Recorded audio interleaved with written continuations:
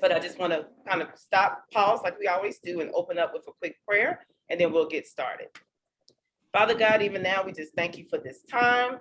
Thank you for the opportunity to sit down with the Honorable Snowe to have a conversation.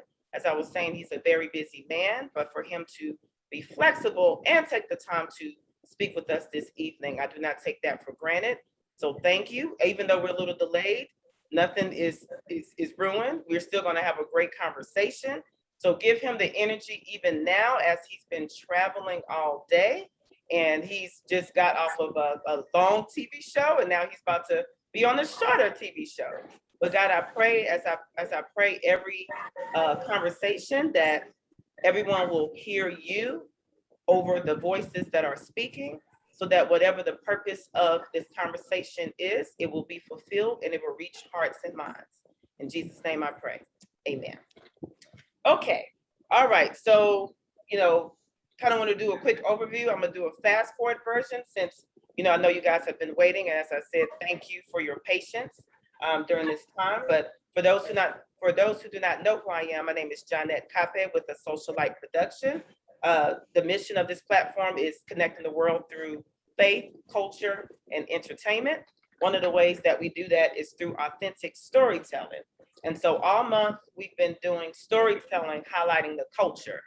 We started with In the Middle. That's first generation Americans. We're in the middle between America and Liberia/Africa. So we told the story of being in the middle from our perspective.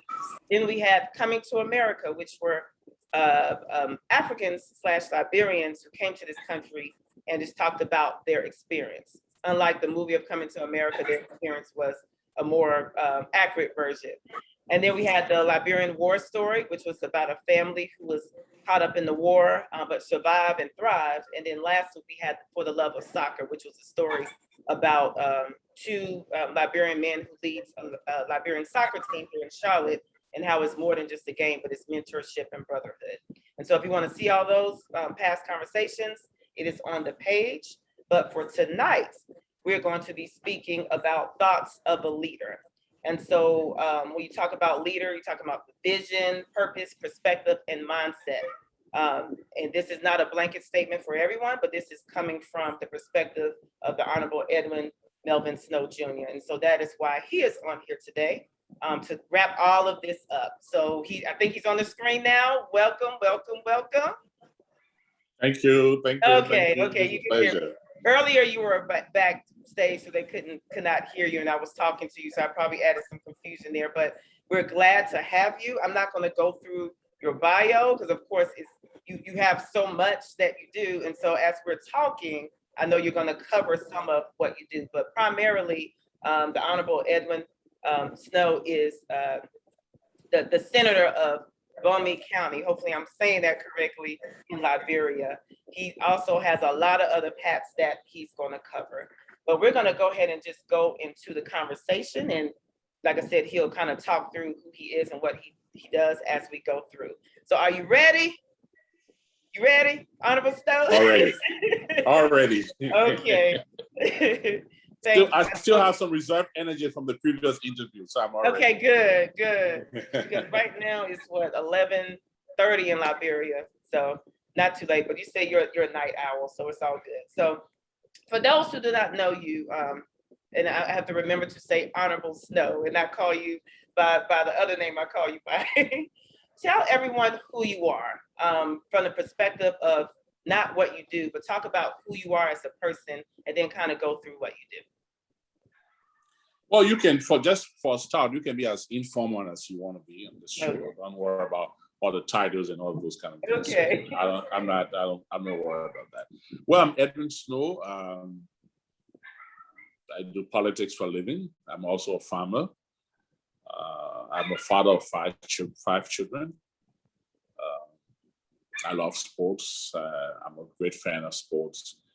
I also do a little business here at the Yonder, and my professional life also intertwines with my private life or my personal life. I travel a lot, do a lot of work in the region, and I love working with children. I love working with children. I love developing the minds of young people. I believe strongly in women's empowerment.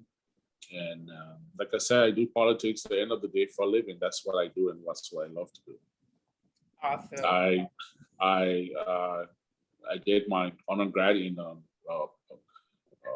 public administration and sociology. I did grad school in public administration with emphasis in political science. Okay. I worked for many years at the Liberia Petroleum Refining Company from a junior staff, and I left there as a managing director. I also served Liberia once as the president of the Liberia Football Association, working with Liberia football players. The current president now was one of my football players many years ago. And my parents, I was born in Mano River, Grand Cape County. That's the western part of Liberia where I was born, and I went to school there. My siblings and I staying with our parents, and with diversity, living with others, experiencing other cultures and religions, and all the different things has helped me to navigate my way properly in life, in regards of tolerating others and understanding what others believe in and what others are desire of doing. So this is who I am. Yeah. Well, can you talk a little bit about, I think with your roles, as far as the many hats you wear, you're a senator, and then you're also the chair of ECOWAS and some other titles that you wear. Can you kind of cover that a little? Not necessarily going deep, kind of at a broad level. Sure. Our system of government is similar to that of the U.S. system. So in Liberia, we have the House of Representatives and we have the Senate. So for many years, for 15 years, I served in the House of Representatives in Monrovia, 2 terms of 12 years each in Monrovia. Then I moved to Bomi County and I served there 3 years. And in December, I got elected to the Liberian Senate. And at the Liberian Senate, I chaired the Committee on Infrastructure Development. I co-chaired the Committee on Agriculture. I'm a member of several other committees in the Liberian Senate. And at ECOWAS, I chaired the Committee on Political Affairs, Peace and Security at the ECOWAS Parliament. That job takes me around West Africa, where I monitor peace and security, democracy, election observation, mediation, conflict mediation. So I wear several caps, but I try to navigate my work properly. So I spend time outside as much as I spend time indoor. It's quite challenging, but it's what I love to do. I'm very passionate about what I do. Absolutely. Okay, so let's go into a little bit about what excites you. You know, you do a lot for work. You travel a lot. You manage a lot. But what is something, or maybe 1 or 2 things, if it's hard to say one, that gets you excited? I like working with little children. I get excited when I see kids. When I see, I like working with people, and when I'm with what I would refer to as the least fortunate, I get very excited working with them, developing their minds, and leading, being an example of others. So I get very excited when I work with honor privilege. Got you. And so then what concerns you? What concerns me is the well-being of our people. When you go out there and you can afford to go to a hospital and get treated, or you can afford a day's meal, and then you look out there and realize that there are many others that cannot afford to even get a pill for a headache, or cannot afford a day's meal and sleep hungry many nights.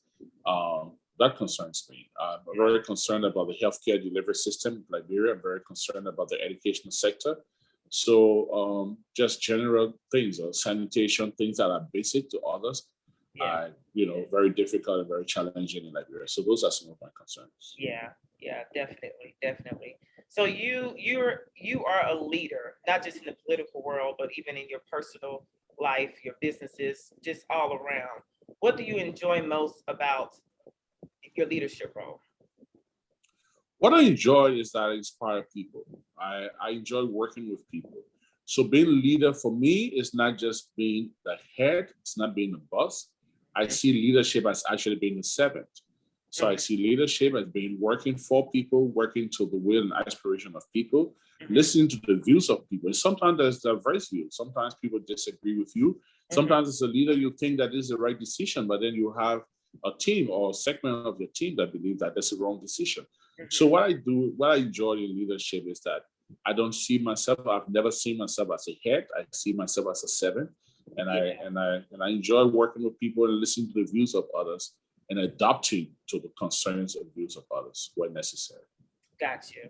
Yeah, servant leadership is key in any role. You show up different. You show up different. And I know we've had some conversations about that, but that's the first thing that comes to mind when I think about leadership. So, you know, you do a lot of Facebook Lives, TV, television, like I said, travel, just a lot.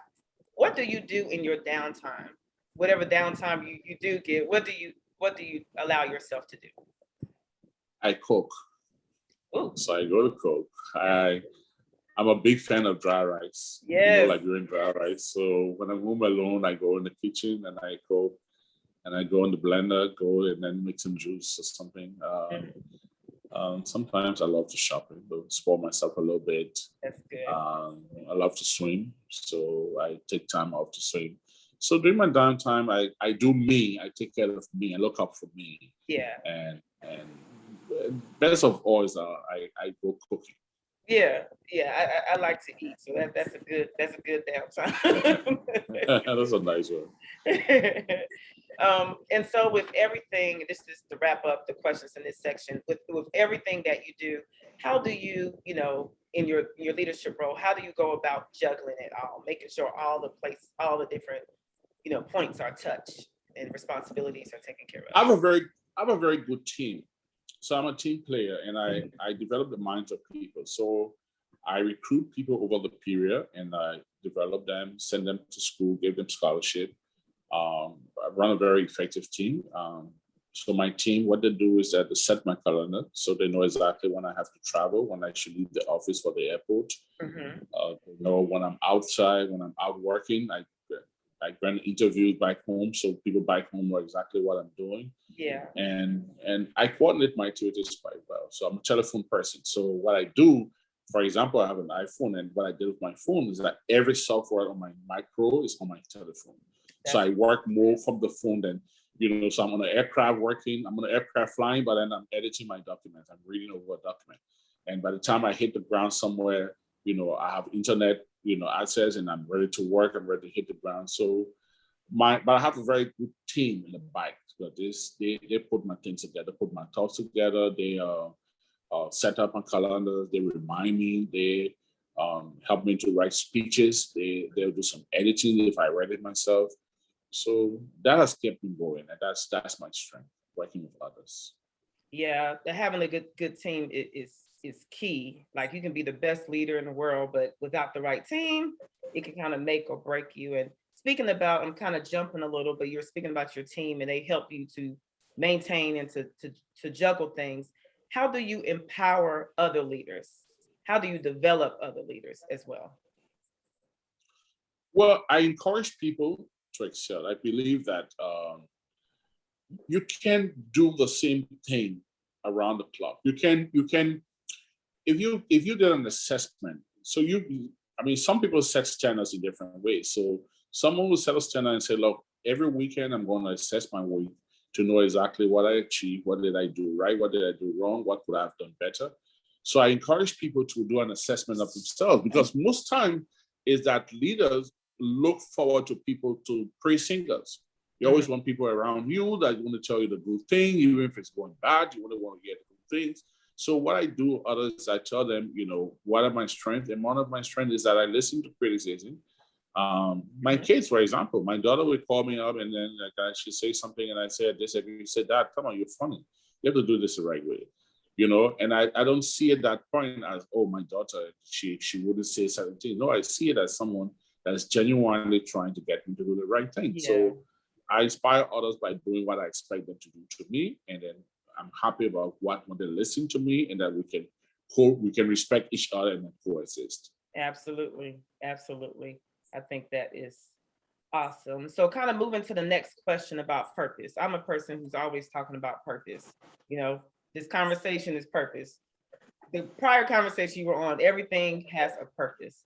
And so when you think about your life from a child to now, kind of paint the picture of how purpose started at a young age and how you're fulfilling it now and walking in it.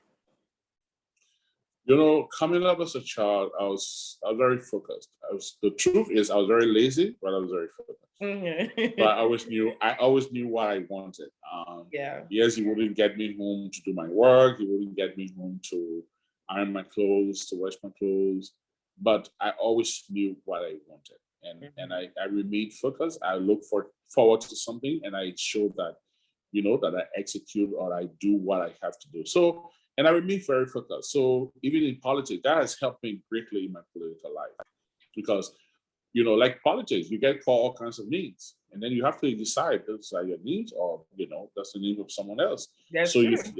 if that's not your name, you're not going to answer to it. I mean, even Yeah. though people call you like that and people classify you as such, you want to. Mhm. So the distraction is a key component of leadership. People are going to distract you. People are going to say a lot of things to you. People are going to try to tear you down. People are going to tell you you're wrong when you're right. People are going to tell you you're bad when you know you're good. But you have to remain focused. You have to define your life. You can, because once you allow others to define your life, you will never succeed because they're going to drive your life through. And then you are the custodian of your life. So what I do is that I define my purpose. I know exactly what I want, and I keep my eyes on the ball. Don't get distracted. And, like my late dad used to say to me that only a tree that grows good fruit, that's stone. So, you always see in Liberia back home, you have the plum tree, the mango tree that we call it. And then you see everyone chunking into the mango tree because you want to pick the plum. No one's going to chunk into a cotton tree because there's nothing there to chunk for. So, so you don't get distracted, just remain steadfast and do what is right. Absolutely. You said a key word there, distractions. It's meant to throw you off. And a lot of times we feed into it. Of course, sometimes you have to address it, but they're distractions. And when you know your purpose, no matter what's said, you're able to easily, kind of brush it off. I always, I mentioned to you that I love how you're able to keep your composure when you're on other shows or when you're having other conversations. Now, I'm sure it probably wasn't always like that, right? You had to grow into that. It took time. It took a lot. Yeah. It took a lot. There was a time in my life when I had bad temper. And it took time. It took discipline. It took prayers. It took listening to others. There were times, and to be quite honest, nothing I'm proud of. There were times when there was some domestic violence issue that I was faced with. There were times when I misbehaved. And I realized that those were not the right thing to do. Forcing, maybe hitting on someone or, your spouse or, banging on your kids. And I realized that was the wrong decision to go in. So I thought about it, I prayed about it, and I made a decision in my life that that's the wrong thing to do. And definitely God has been good to me. So when I get upset, if I have to, I walk away, get in my car, drive out, go shopping, go to something, smoke a cigar, if need be, and so it didn't come easily. So it's not something that, I've come with some faults. I had some shortcomings. I've had some things in my life that I do regret. But thank God, knock on wood, that I was able to get over those things. I was able to pray about it. I was able to control myself, control my emotion. And I know today that I'm a better person than what I used to be.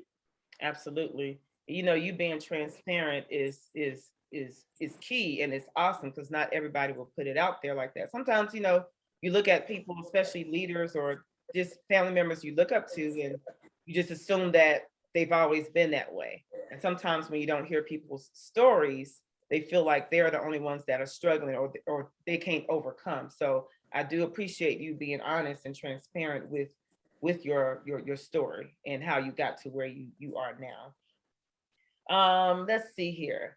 So, one of the things about with a socialite production is bridging the gap between cultures, across cultures, and I'm starting with my Liberian culture because I'm a first generation American, but I consider myself a Liberian American. Not consider, but I am. And so when you talk about Independence Day. So on Monday, we celebrated 174 years of independence for Liberia. And we had a big celebration here. And I know you guys did your thing back home. But I want you to kind of talk a little bit about, not give a whole history lesson, but just for those who may not be aware or familiar or need a refresher of the connection, talk about the connection between Liberia and America. Liberia and America has a very interesting connection. And I was very fortunate this year, July 4th, we received some letters from the US Embassy. Mm-hmm. And in the upper right corner of that letter reads that there's a treaty. And Article 1 of that treaty says that there shall be a perpetual friendship between the United States of America and the Republic of Liberia. That treaty was signed in the 1800s. So Liberia and America come a very long way. We have a very, very unique relationship. Now, sometimes the relationship, I don't understand it though, but it exists, it exists. So I believe, as you know, there are thousands of Liberians that live in America. Unfortunately, since the 1980s, our experience in the 1980s had brought a very dark cloud in Liberia. There are Liberians that left Liberia since the 80s and decided that they would never come back to Liberia because of what happened. False accusation of corruption, some were fights, some were false. People got killed, on the pole and firing squad. The American government condemned the coup, notwithstanding the work with the coup. The work with Samuel Doe gave him huge support, even though he killed a lot of American Liberians, so the Congo people. There were a lot of wrong things that happened. Then we had our own civil crisis. America came in, yes, but at a later stage after ECOWAS had come on the grounds. So we've had our own challenges. It hasn't been the relationship where you can all say it has been bread and butter. But to a large extent, America has always been, watching over us. They've always provided our needs when needed. They've always given us guidance and support in our programs. And I think we do appreciate it. Unfortunately, the laws in Liberia sometimes compromises the kind of relationship that we have with America. For example, we gave Americans coming to Liberia, we gave them entry visa, we gave them 1-year visa and all of that. So they also gave us 1-year visa to go to America. But then just next to Sierra Leone, for example, they gave Sierra Leone 5 years, 10 years visa. Ghana, Ivory Coast, or the Gambia, they gave them 10 years visa. Since our civil crisis, America have never given Liberian more than 1-year visa to go to America. So it's been challenging, but I think we need to have some reforms on our governance structure, work on our system, so that again we can be fully accepted amongst the community of nations, and then we get back and forth. But that relationship is good, but it's challenging. Yeah. I know there's so much work to do, but there's also a lot of barriers to be able to do that work. And so again, there are different people tuning in. I kind of want you to talk a little bit about the Liberian culture and way of life. And I know that's broad, but I guess more so like what are the things you love about the culture, right? Or what parts of the culture would you like to touch on to let those who aren't familiar with be aware of?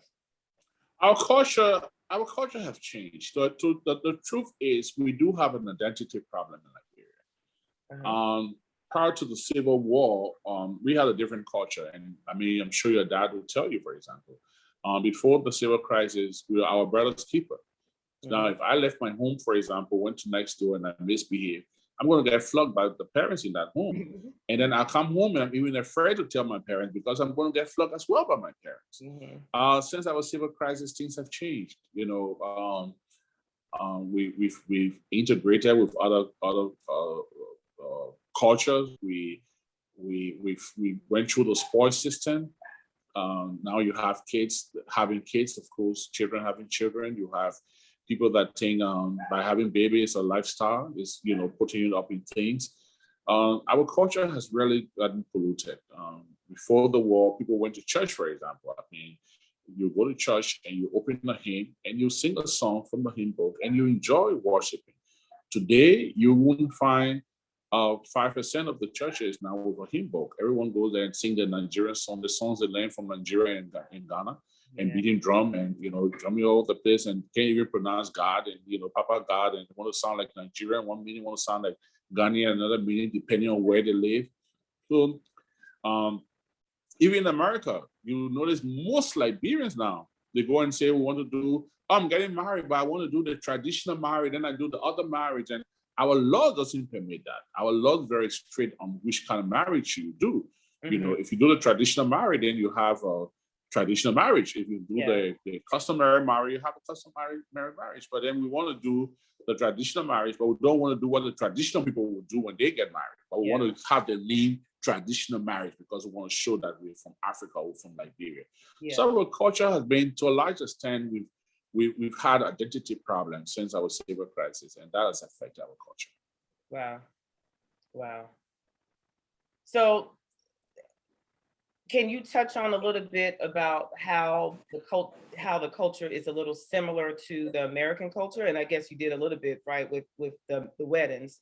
You know, they'll have a traditional wedding. Our way of life, the typical Liberian way of life is very similar to that of America. We don't really care. We don't not care in a negative sense, but we're very liberal. So we're very liberal. Even our system of government is a complete replica of the U.S. system of government. And our upbringing is pretty much the same. Our kind of food, most of our food, you know, are these jollof rice, you know, and a lot of things, the way we worship, like I said before the war, the things we did, our vocabulary, you know, the way we pronounce the word, a lot, just a whole lot, you know, the family chain, the whole family chain, you know, respect our parents, our grandparents, our nieces, our nephews, our cousins, and all those kind of things. So we don't get married to relatives, you know, the Americans wouldn't do that. We don't do that. In most African countries, people even get married to the first cousins, you know, first cousins. We get married, intermarriages, and we don't do those things. We don't do those things in America. So we have pretty much, you know, a lot in common. I mean, yes, a lot more is desired, but we have a lot. Yeah, and that's one of the things, you know, with me being in the middle, meaning the first generation, and when I'm with my American friends or, you know, with my Liberian friends or African friends and family, I kind of find those points of where it's similar. So a lot of times people try to connect, but they connect where they don't agree or where there's, you know, challenge. I like to find where there's similarities, and then you kind of explain the difference, and it's more of a willingness to accept the culture or whatever's being said versus not. So food and music is definitely one that I use to connect the cultures on. And so one question that I asked of everybody with all these conversations that I've been having, and I just decided to keep that trend coming, is to come into America. You know, like I said in past conversations, before my mom came to America, she thought, I think she thought there was a piece of the street somewhere that had gold on it, or just this big, beautiful picture of America that wasn't accurate. Kind of how they paint Africa to be for America, and it's not accurate. Talk about when you first came to America, I guess the time, the year, or whatever have you, and what was your perception of America prior to coming versus your reality when you arrived? Well, fortunately, where I was born in Mount River, like I said, and there was an iron ore company in Mount River that was operated by Americans.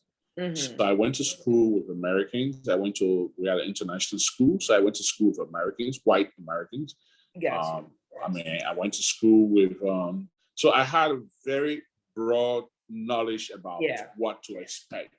And then, of course, siblings have been there, relatives have been there. You're in touch with them. My brother Francis Twan. You know, Twan likes to act American already. So every time he comes home from vacation, it's all about America. It's about American. Don't call out my uncle. And so it wasn't a difficult process for me, because it was like I had a pretty much idea what I was going into. What was amazing, of course, was the infrastructure. So you go there and then you see a building that is 100 feet, 100 floors, you know, or you see a bridge, you know, that you have to drive on for over an hour, you know, you see the road network, and you see the constant supply of electricity, and then your meal is at your doorstep, you know, and you go to the shop and you can just use your card, and it's not a cash-based society. So those basic infrastructure and the mindset was more amazing for me. So the Gotcha. first time I That went to makes America, sense. my daughter, when my daughter was my ex-wife at the time was pregnant, and then my daughter was, she had gone to America. We took her to America to have the baby. So we went together. I was in 97, 98, something like that. And for me, unfortunately, also is that we went to America, but then it was into a Liberian community. So we went to Minnesota, where there are a lot of Liberians. Yes. So it was like home away from home, Yes. So other than the infrastructures and the different things, the community and the discipline and most things were pretty much the same. Gotcha. So it wasn't really a great experience. What was amazing for me was when I went to school in America. I did a part of my undergrad in America at Johnson and Wales University in Denver. Oh, so I went to Denver to school, and then when I went to school to do my undergrad, I was in my 30s, and my classmates were 18 and 20 years old.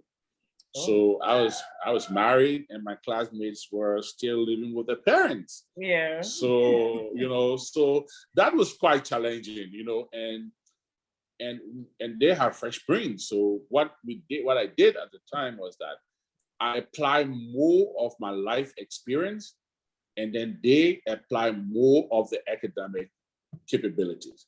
So we were able to blend, Awesome. the reality of life compared to, the academic work, and then it made a good merger. So they could learn a lot from me. I could learn a lot from them. Yep. But then I started in the classroom that had my own computer at my desk. So I had to just work for my computer, other than being in a community or school where there was only one computer in the principal's office. We have to go and look for a computer or go to commercial printing. So it was quite different. The learning environment was quite conducive. It made it easier. You could do your research. You could go to a library and you could find the books you needed, either physically or online. So that was a whole revolution for me, the academic sojourn. And definitely, I appreciate America. I love America, and I always love to be there. Not to stay, but Yeah, yeah. You have work to do back home, so you definitely can't come here to stay. So, what will your advice be to any American or foreigner that wants to come to Liberia? In reference to coming to the country and coming into that culture. What advice would you give them? Liberia right now, I believe that what we need in Liberia, we have to do a lot of reform with our laws. So now, like you, Janet, you said on the show that you are a Liberian, and I believe you are a Liberian. But if you were to come to Liberia today and then want to integrate, they're going to say you are an American citizen. Yep. And then if you came up and say, look, yes, I was born in America, I have an American passport, but I'm a Liberian, they're going to tell you, no, you're an American. So we need to change our laws. So, and we have to understand, we expect our relatives, our friends, our loved ones to remit money back home to help us with health care, to help us with education, to help us with everything. But they were only successful in America because either they got the citizenship, they were born there, and then they had the different incentives and benefits as American citizens, but yet the heart is still in Liberia. The heart is for Liberia. So until we can really revisit our laws, the dual citizenship, the non-Negro descent, because for example, if you were to come to Liberia and you are not a Liberian citizen, you need to register every year. You have to get a residence permit and a work permit. So if someone wants to come to Liberia, maybe they want to invest $10 million or $1 million, and then you are not a Liberian, you need to renew your documents every year. That's a security issue. So you're going to have concerns that, hey, what if next year after I've made my investment and my documents not renewed, what's going to happen? So we really need to revisit our laws. We need to visit our laws so that our laws are more open, more accommodating, so that people get inspired and want to come back home and look up to something I've been a part of the society and not treat it as stranger. Yeah, no, that's definitely true. And I guess I'm gonna kind of, since we're on this part, I'm gonna skip to the next question as it relates to investing, because that's a big barrier. Like I've had so many conversations with friends, families, even strangers who have a vision or even a plan who wants to come and invest in Liberia, but they can't for whatever reason. So then they're going to the other West African countries or other parts of Africa to establish things. And it's just kind of like, wow, like how can we gain the entry we need within Liberia to do some of these things? But of course, like you said, with the laws, with the barriers, this is kind of challenging to do. I'll tell you a story, a real quick story. Mhm. I have a cousin called Kwebe, Mhm. Kwebe Kuti. She's my Yeah. first cousin. Yeah. So Kwebe comes to Liberia and she loves Liberia. She wants to open a recording studio. She wants to do this. She wants to do everything. Yep. Then I said to Kwebe, hey, Kwebe, your ideas are great, but there's a bigger market in Ghana. You can do it in Ghana and have a hub in Liberia.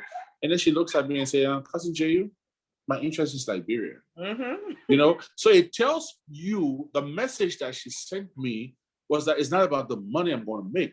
It's about coming back home and contributing to my country. This is where my heart is. Absolutely. Even though Kwebe had never really lived here for all her life. I mean, she was at a young age when the war came, and then Uncle Gaza and Auntie Etta took them to America. But she still loves Liberia. This is where she wants to be. And then you have laws in your country that prohibits Liberians from coming home just because they have a blue book. Yeah. My kids, they want to come home. They want to be a part of society. They want to be with the dad. They want to come and work here. But then also, there's a portion of the law that says to them, hey, even though your dad is this big politician, he's a Liberian, but you are not a Liberian. Now, how can a piece of paper determine who am I? Yeah. So again, honestly, the hard truth is, and there's a political decision, so I'm not going to exempt myself from being a part of the problem. We need to work on our laws and make sure our laws are more accommodating to Liberians so that they return home and contribute to the country. Yeah, definitely agree. And just like Kwebe, there's a lot of other Liberians that refuse to do anything anywhere else but Liberia. It's kind of like we're going to figure it out somehow. I don't know. But we have to. Yeah, definitely have to. For now, we're just doing our part in being a part of foundations or sending money, but you want to do more than that. And I kind of want to capture this because when you and I spoke, you talked about a lot of the service work you did. Like you did and do, but you're a servant leader, in your political role, in your family role, and just in the society and community. Can you talk about that a little bit? I know I don't have a specific question for that, but kind of talk about that a little in reference to the service work that you've done for your people.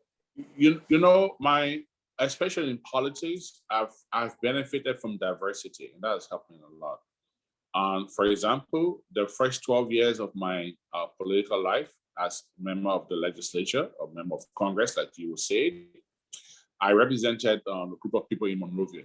Now, Monrovia being the capital of our country, and there are more benefits and more exposure in Monrovia than other parts of the country. And I was able to work with people, of course, in schools and putting money in the budget for healthcare delivery, road network, fighting on the floor of the legislature to empower the life of our young people. And then I moved to Bomi County, where I'm now the senator. I was representative for 3 years, and then I became senator of Bomi County. And in that new role, it's more than just talking about healthcare and putting money in the budget. It's actually going physically and doing it. It's actually someone's telling you, oh, my house roof is leaking. Please buy me zinc for my home. Yeah. It's someone coming to you and say, I haven't eaten for 2 days. Please give me a bag of rice. There's a group of market women coming to you and say, we are selling our market on the ring. Please build us a market hall.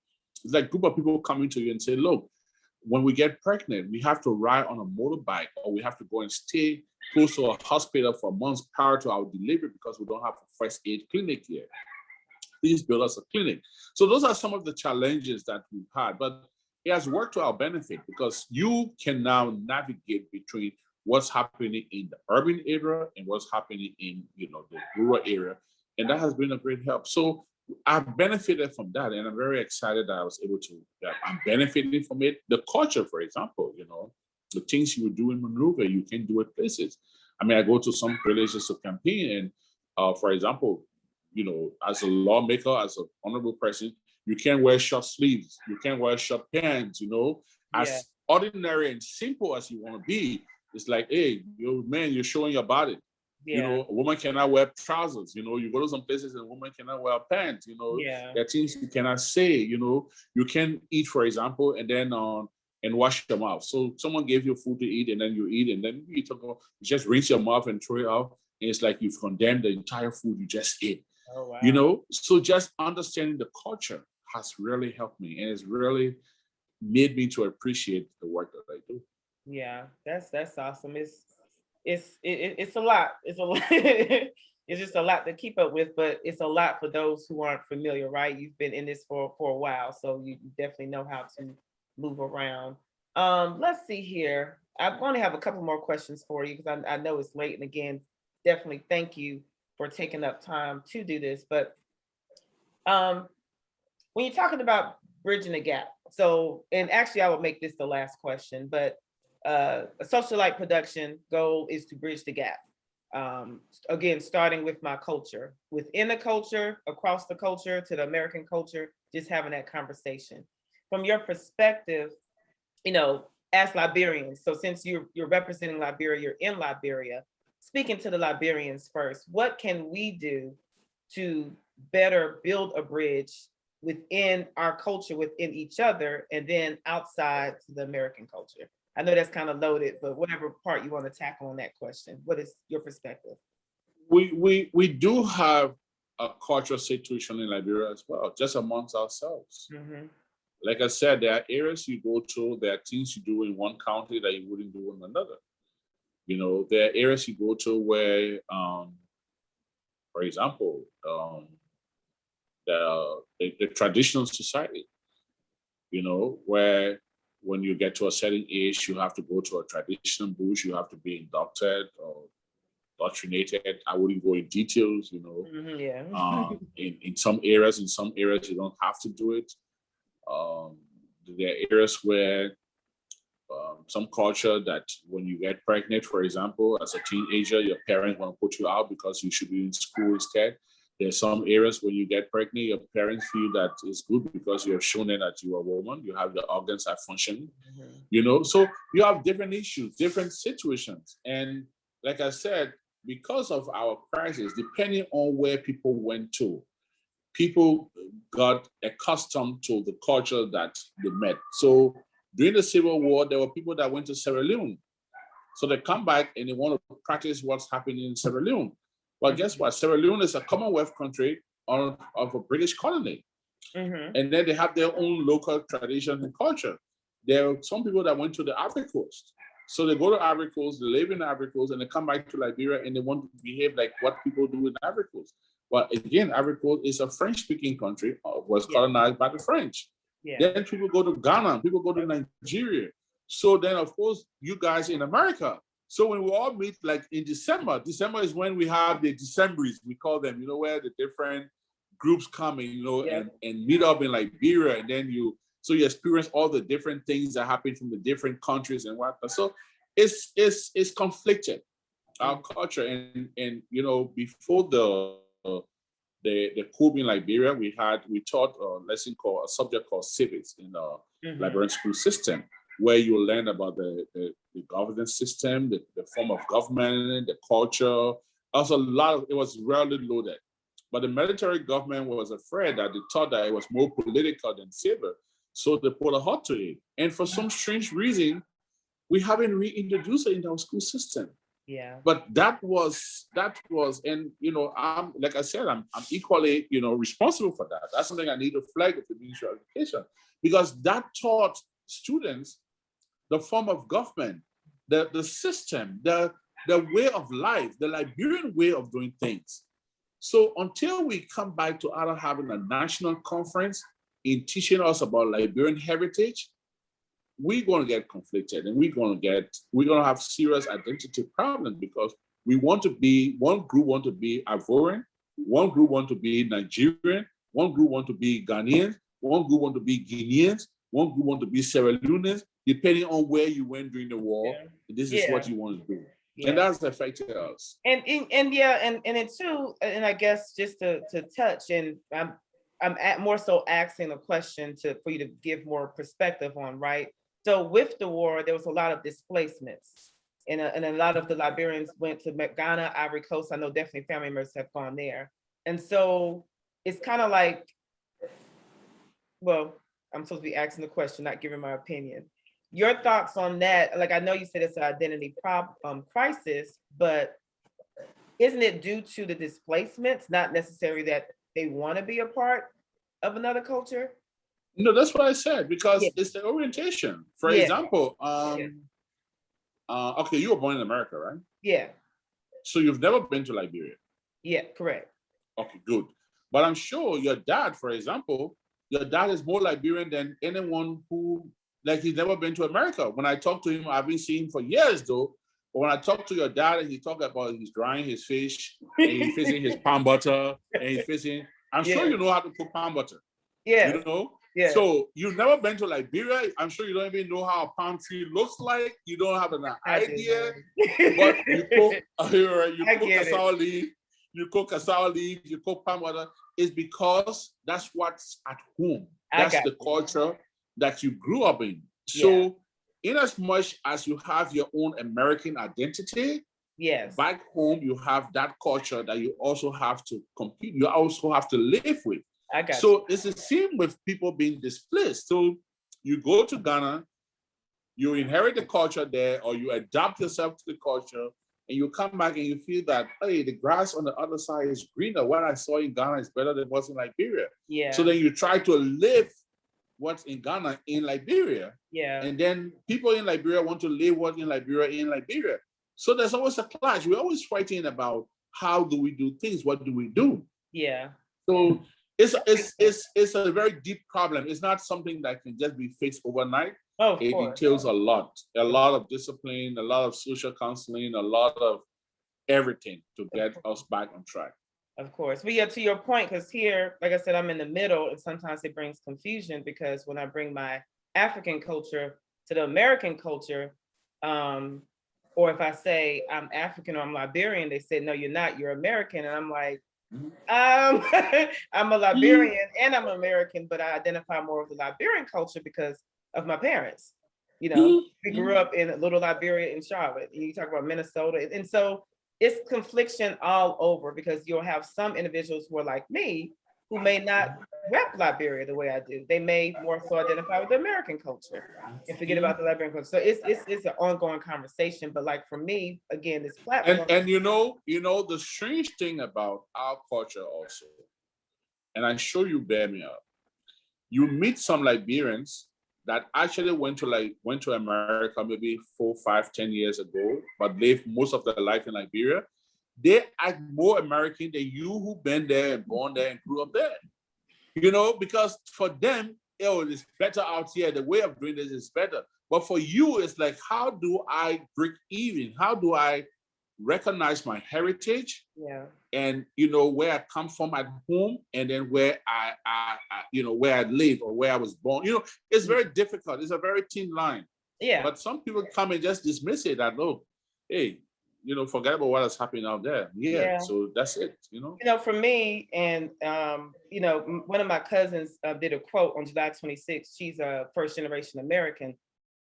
She said, growing up, what did she say? She said, growing up, she was too African for the Americans, and she was too American for the Liberians. She said, now that she's adult, mature, and know who she is, she's just a perfect blend of both, regardless of what anyone thinks, right? Because I'm definitely an American, I don't deny that, but I'm just as much, if not more, a Liberian. And I just make sure I sit in the middle, and I just try to bridge the gap. But there's some Liberians who may not, like you said, recognize me as a Liberian because I'm born American. We can go on and on about this, but it's just an interesting conversation to hear the various perspectives and mindsets and labels that people put on it when we start talking about it. But so I'm gonna move on, and actually that was it's a serious one. So I'm sorry that the computer cut. No, I say it's serious. No, I was saying I agree with you. It's a serious situation. I agree with you. Yeah, no, definitely. But just have to keep the conversation going and be true to who you are versus being someone else. So we have some questions coming in. I just want to address a couple. And just for those, so there's also some kind of political questions coming in, and I don't want to make this too political. So I'm going to. Go ahead, no problem. It's not a problem. Okay, well, I'm gonna go to the Firestone question first. Someone asks, give me 1 second. The story of Firestone. Let me read this real quick. Firestone has had 100-year lease in Liberia from the land, and their lease apparently is running up. And of course, there are rubber plantations and things that have been established by Firestone. So I guess the question, I can't really fully read the question, but talk about what's going on with Firestone, like the history of Firestone in Liberia and what's going on now and what will happen to the Liberians who have jobs with the plant. I think that's what the question is. Firestone did the first agreement with the Liberian government in 1926. So Firestone is about the oldest company in Liberia. At the time, Firestone was the sole taxpayer. They paid the largest tax, the highest amount of tax. They were responsible for a huge portion of the government wage bill, the infrastructure development. And they had a 99 years lease, not 100, but a 99 years lease on the farm. And intermittently, over the years, we've been able to renew the lease agreement. So they stayed much longer, but we've been able to renew the lease agreement. So every time there's an extension, because they provide jobs for our people. The downside of it is that in all those years, Firestone have not been able to manufacture one-hand gloves in Liberia. Unlike other countries where people make things and then there's a value addition. So in Liberia, we've not been able to industrialize our society, our economy. So Firestone get the rubber, the raw rubber, and send it to Japan or send it to the United States and make the tires and bring it back to Liberia and sell the tires to us. So all those years, they've not been able to industrialize it to the economy, and that has been a challenge. So in as much as I do appreciate Firestone because they've been there, they've created jobs, they've educated Liberians, I believe that Firestone would have done more and better, and there's still room to do more. Got you. I'm sorry, the computer was stalling a little. Are you there? Yeah, I know. Okay, got you. I'm here. Yeah, the last statement you made, could you repeat that very last statement? I said, I think that Firestone has done well, but there's still much more that I think they can do. They've educated our people, they've provided jobs, they still provide jobs, but there's a lot more I think they can do. I mean, they can even make just hand gloves, they could make condoms, they could make tires, they could make slippers. There's so much that they could do in Liberia that they've not been able to do, and they've not been able to industrialize our economy. Got you. And I'm just going to ask a couple of more questions, and I'm going to let you go because it is late over there. But one is someone who wants to invest in a certain county in Liberia. What are the ways to connect with the government in those counties to talk about investing? Well, the first thing is we don't have a federal system, so we have a just centralized government. So everything you do in Liberia has to come through the government, through the structure in Monrovia. But then also there's something called community entry. So if you want to go into a particular county, in as much as you're going to register your business with the government, the central government, everything, you need to have a relationship in the county where the people live. Yeah. So if you want to do investment there will be a social aspect of your investment. So a corporate social relationship, you're going to give back to the society, you're going to give back to the community, you're going to establish a relationship with the community so that you're not just seen as extracting from the community, but instead giving back to the people. Got you. Now, as far as your role with ECOWAS, can you kind of talk about that a little, especially for those who aren't familiar with it? I know you touched on it a little, but talk about the purpose of ECOWAS and how is Liberia benefiting from it, or is Liberia benefiting from that organization? Liberia, the matter of fact, Liberia has been one of those countries that have really benefited from ECOWAS. Okay. When ECOWAS was formed in the early 70s, then we had our civil crisis. And Liberia was one of the first countries that ECOWAS really got involved with in the restoration of peace. When we brought in a group called ECOMOG. ECOMOG was very involved in our peace process.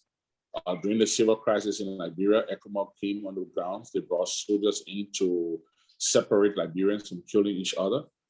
ECOWAS have been very involved in the democratic process of Liberia. All of our interim arrangements, the different interim governments we've had in Liberia, the different political situations we've had in Liberia, ECOWAS have always been involved in it. For our elections, ECOWAS have given us technical and financial support for our elections. So ECOWAS have done well and continue to do well. We are a responsible member of ECOWAS. We've contributed a lot to ECOWAS.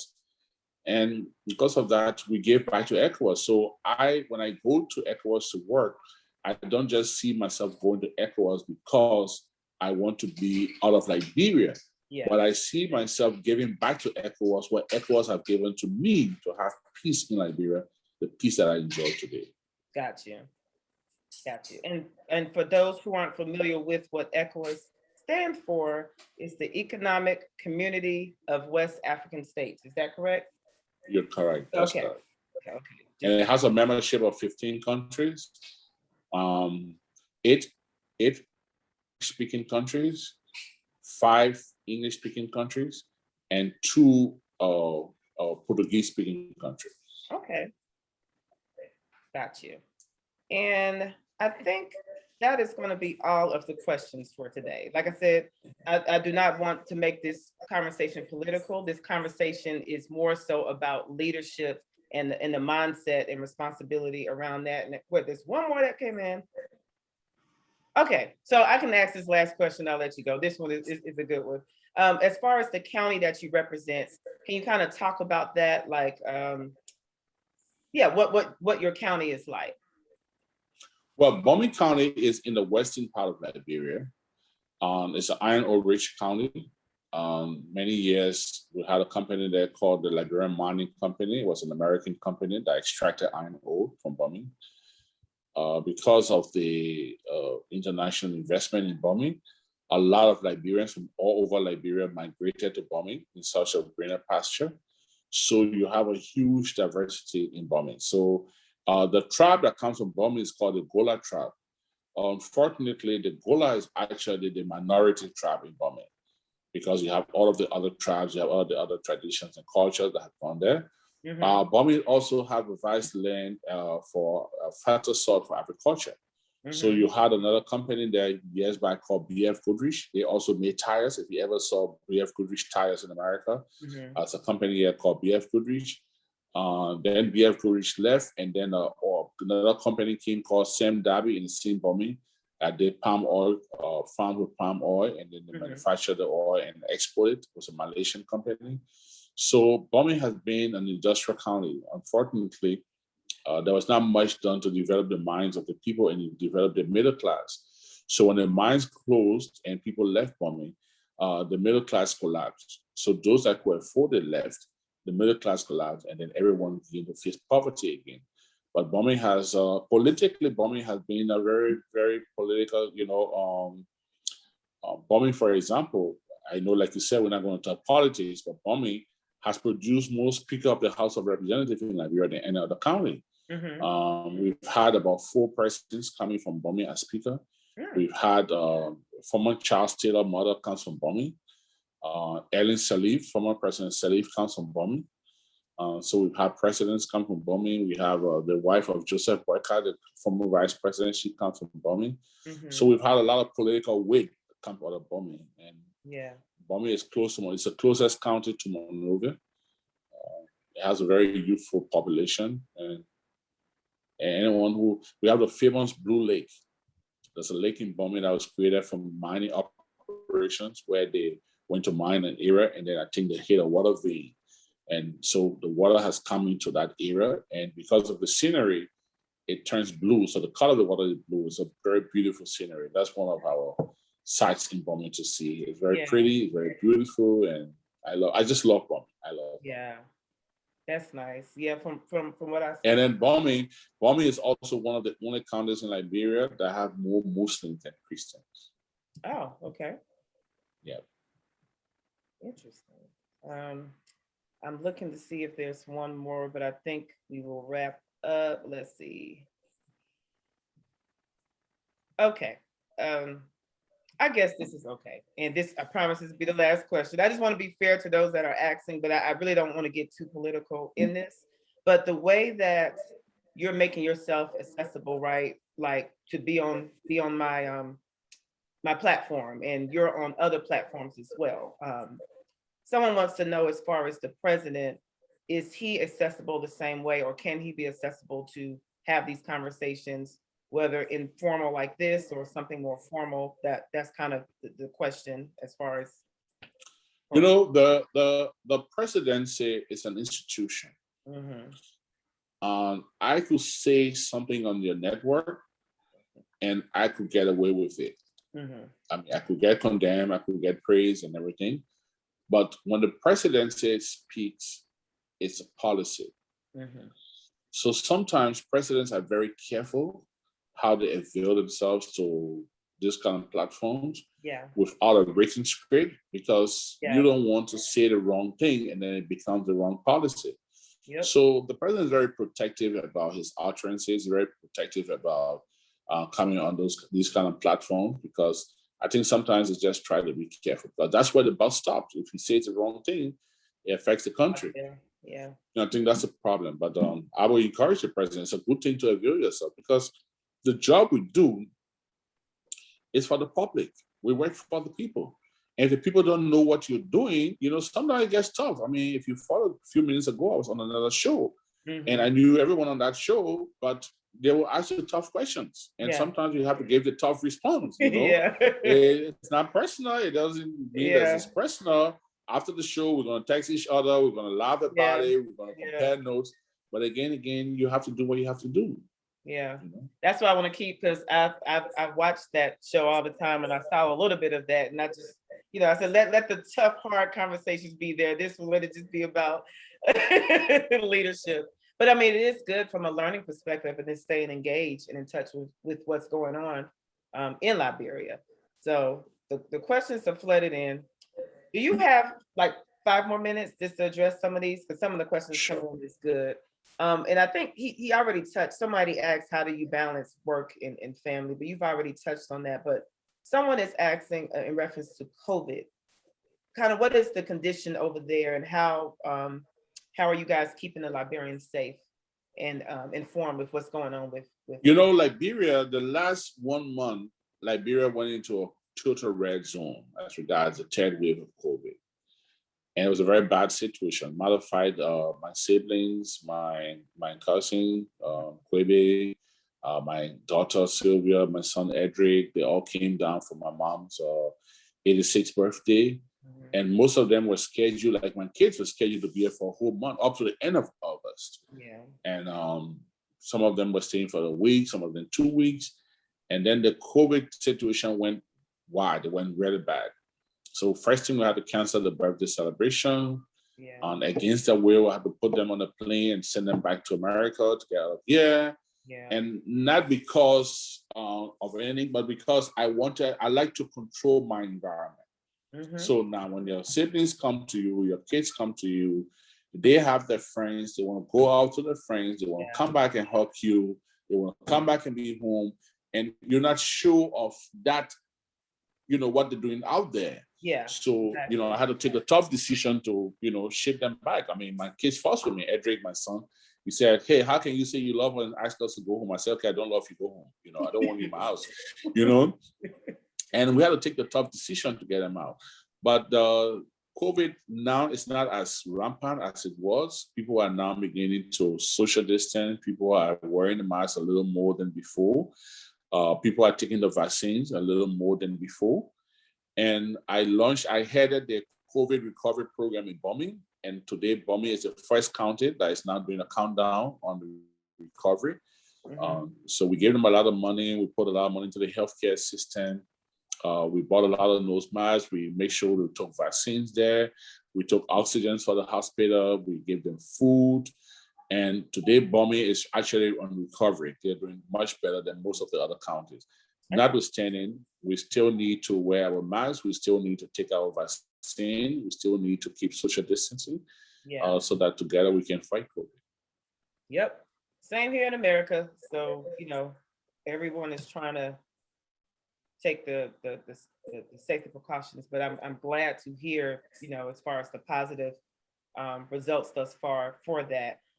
So we're going to go ahead and close, and I guess I want you to close with however you want to close. Like, what do you want to leave the people with, I guess, as it relates to you and your leadership role in your position, or just however you want to close out the conversation. But I'm going to give you the last words.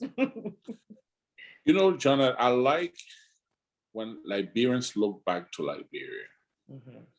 I like when Liberians see the glass as half full and as not half empty. Yes.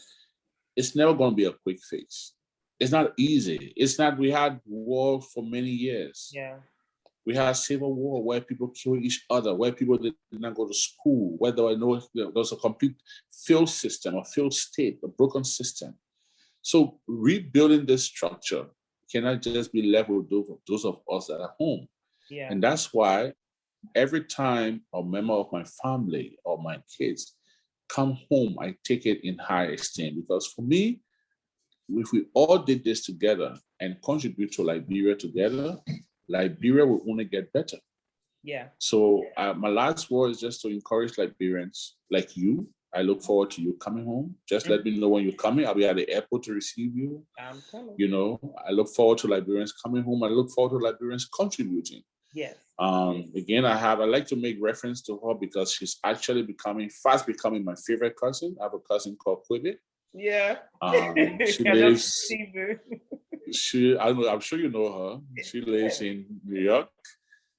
She's a New Yorker, but she loves Liberia like crazy. Yeah. So every time I see, people turning back to Liberia and wanting to contribute to Liberia, it makes me feel better. I feel fulfilled. So I just want to encourage Liberians. It's not easy, It's very easy to criticize. We can sit all day and just criticize. We can just sit all day and say all the negative things. But we need results. Yeah. And results cannot just be by one person. It's a collective effort. We all have to make this work. Like what you're doing, you have a show. There will be Liberians that will watch your show. There will be Americans that will watch your show. There will be people that will understand. I'll tell you something, for example, Janet, ECOWAS that you just asked about, as big as ECOWAS is, as serious manner as it is, there's one big debate in ECOWAS that no country has been able to win. You know what that is? Wow. Which country cooks the best jollof rice? Oh, now, I mean, you know the answer to that. That's your answer. That's your answer. I mean, so and we do that every year on ECOWAS Day. ECOWAS Day is May 28th. Yeah. May 28th of each year is ECOWAS Day. That becomes a big debate. Yeah. Which country? And it's a big debate. There's a tribe in Senegal called the Wolof in Gambia, Senegal. They have that as their staple food, the jollof rice, the jollof. So they have that as a food. But we say, no, we cook it better than you, even though it's your food, but we cook it better than you. What we do. Then the Ghanaians come in, Then the Ghanaians come in and say, no, we cook it better than you. The Nigerians say no. So it's a food that's cooked by most African countries, and it's the biggest. For me, it's not about who cooks it. It's about the connectivity and intellectualism. That's what I see. Is that there's something that connects us. There's something that holds us together. Yeah. And I want to leave with this message that one thing that holds us together is Liberia. And no matter how upset you may be in your political leaders, in your national leadership, always remember that you have a country called Liberia. Absolutely. Turn back to Liberia. Absolutely. Yes. That is, on that note, we can drop the mic. But I do want to touch on those who are watching, whether you're Liberian or American, to your point of us coming back home, and whether you're physically there or not, you can still help the country. So again, like this platform, it's a part of it. It may not look like it, but it's connecting, it's having a conversation. And just organizations that I'm a part of and foundations for years that we give for education, for even family members. And so there's so much that we can do, whether you're on the ground or not, And I am going to continue to promote and be an advocate of let's do something for Liberia, not just Liberians, but Americans. So when we were talking the other day, and you mentioned the treaty and where how it says what in the upper right corner about the perpetual friendship. yeah. And so it's like, okay, let's get back on that and do it in a more intentional way. How, I don't know, but this is the small step that I'm taking. If we all take small or big steps, some kind of change can occur. I'm not saying we're about to heal the world and Liberia is going to be good overnight, but it doesn't mean that you don't make an effort, right? But I just, again, thank you so much. And I know you kept apologizing for being late. It is okay. This is Facebook Live. This is not a big TV production. So it's okay. But again, I really I heard you say this your last. I think you should do this more often. I think you should do this and connect Liberians in the diaspora in America and let them just tell the story. I think it's very important. Very, oh, very absolutely. Oh, just to be clear, so thank you for saying that. This is the last of the July storytelling series. So for July, I did it back to back to back. And now as far as other stories that will be told, it's not going to be back to back to back, but I will definitely still have these. So I may bring you back on, talk about something else. We'll see. Always a pleasure. It's always a pleasure. We'll see what happens. But thank you. My last word, Mhm. you're wearing a very beautiful earrings. Thank you. Very beautiful. Thank you. Now you're my favorite cousin.